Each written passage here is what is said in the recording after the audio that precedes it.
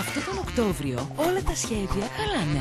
Μα τι κάνουμε τώρα? Παίξω το διάφορος, προχώρα. Δεν μπορώ να τρέξω. Έχεις δει κανέναν άνθρωπο να τρέχει αδιάφορα? Μαραθωνοδρόμι. Πάρης κλέβει τη λάθος κόρη. Παρακιά μου, Ελένη.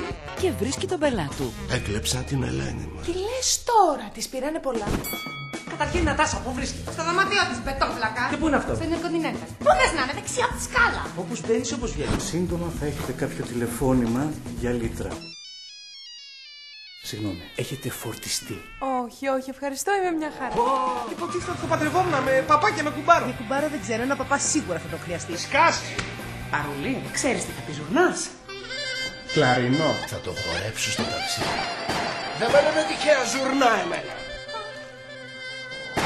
Να παγιδέψουμε τα τηλέφωνα. Τους απαγωγείς δεν πρέπει να παγιδεύσουμε. Πρέπει να είμαστε όλοι μαζί συνέχεια τώρα. Όπως θέλετε.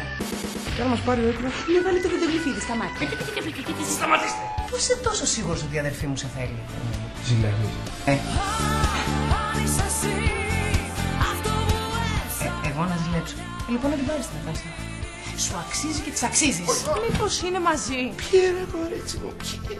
Η Ελένη και ο Πάρης. Πάρης και Ελένη Τι κόρη ήταν αυτό στο 90? έρχονται πιο αρπαγμένοι από ποτέ στο νέο πρόγραμμα του Αντένα. Τέτοια πλάκα αποκλείται να τη χάσω.